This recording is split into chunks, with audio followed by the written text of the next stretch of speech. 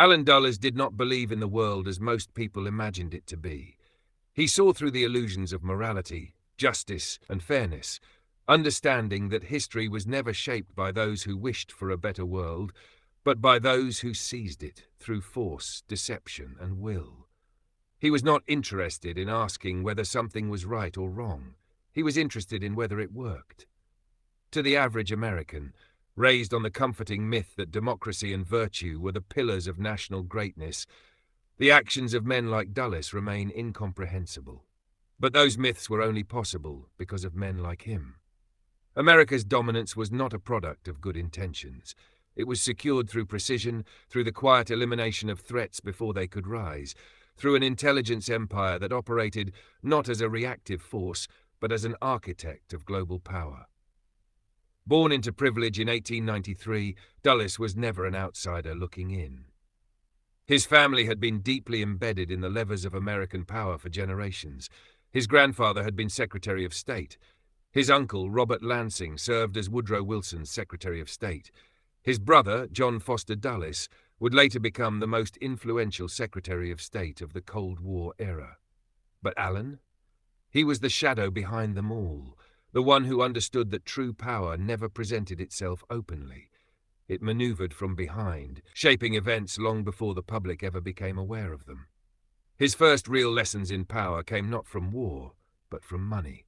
As a partner at Sullivan and Cromwell, the most powerful law firm in the world, he did not simply practice law. He dictated the terms of economic warfare. Sullivan and Cromwell represented the largest American corporations, ensuring that their interests were secured at all costs. In the 1930s, as Nazi Germany rearmed, his firm facilitated deals between American financial elites and German industrialists. This was not about ideology. This was about control. Whether it was the rise of Hitler or the collapse of foreign economies, Dulles ensured that no matter what happened, American power structures would remain intact. World War II gave him a larger playing field. As a senior intelligence officer in the Office of Strategic Services, stationed in Switzerland, Dulles controlled one of the most effective intelligence networks of the war. He did not just gather information, he brokered the future. When Nazi Germany was crumbling, he orchestrated Operation Sunrise, ensuring that key Nazi officials surrendered to the United States rather than the Soviet Union. Stalin wanted total destruction. Dulles wanted strategic absorption. He recognized that ideology was irrelevant. Power was all that mattered. The war had not even ended, yet he was already preparing for the next one. In 1953, he became the first civilian director of the Central Intelligence Agency. He did not merely oversee the CIA. He transformed it into a global machine of control. The agency under his leadership did not wait for threats to emerge. It created the conditions necessary to ensure that threats never arose. Iran, 1953. Prime Minister Mohammad Mossadegh, a nationalist, had dared to threaten Western control over Iranian oil. This was not acceptable. Operation Ajax was set in motion. The CIA funneled money to opposition groups, planted propaganda in newspapers, and orchestrated protests that destabilized the government. When the moment was right, they unleashed military elements loyal to the Shah, toppling Mossadegh in a carefully executed coup. The Shah was installed as an American-backed leader, ensuring that Iran remained under Western influence for decades. Guatemala, 1954. President Jacobo Arbenz had the audacity to initiate land reforms that threatened the United Fruit Company, a corporation with deep ties to the American elite. Under Dulles, the CIA executed Operation PBS Success.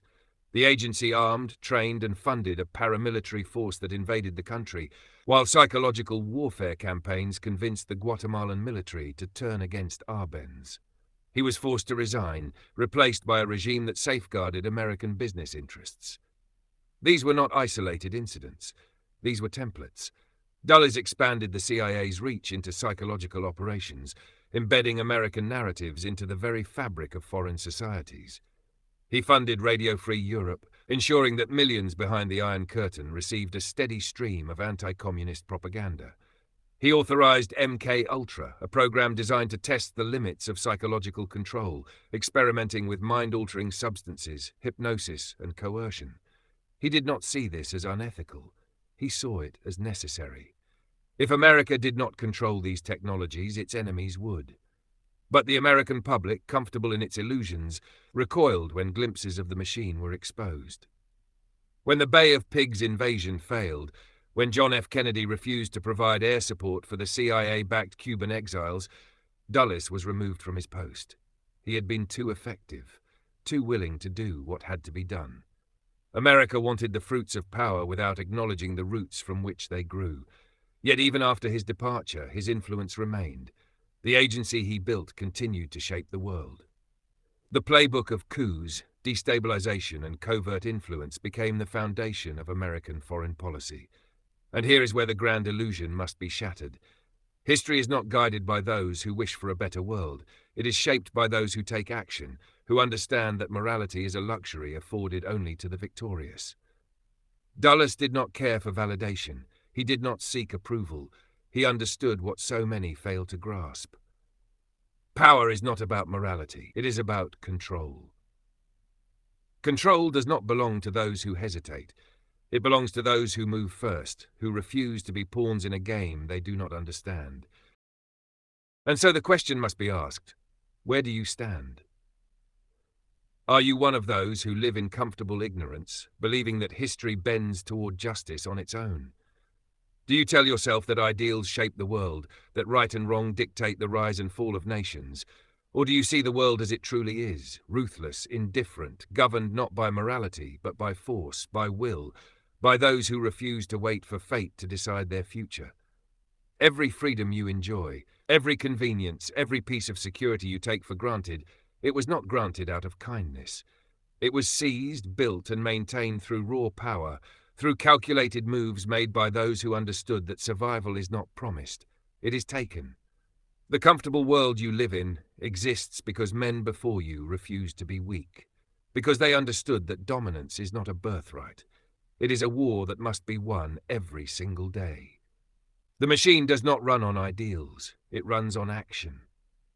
If America is to remain at the top, if its people are to decide the course of history rather than suffer under someone else's rule, it will not be because they wished for it. It will not be because they clung to the illusion that righteousness alone ensures victory. It will be because they understood that the world is not kind, it is not fair, and it is not governed by those who hesitate. It is ruled by those who act. And history will be merciless in its judgment. It does not remember those who stood by, hoping things would get better. It does not immortalize those who waited for someone else to make the hard decisions. It will not glorify those who let the tide of history carry them where it pleased. It will only remember those who took control, those who shaped events before events shaped them. So ask yourself, are you shaping the world, or are you merely living in the one shaped by others? Because there is no neutrality in the grand game of power. There is no safety in passivity. The illusion of stability is a lie, one that history shatters over and over again. The world belongs to those who see the game and choose to play it. To those who refuse to be pawns, who refuse to let others dictate the course of their lives, their country, their future. The time for illusions is over. The game is being played, whether you acknowledge it or not. And there are only two choices left. Will you be a player, or will you be a pawn?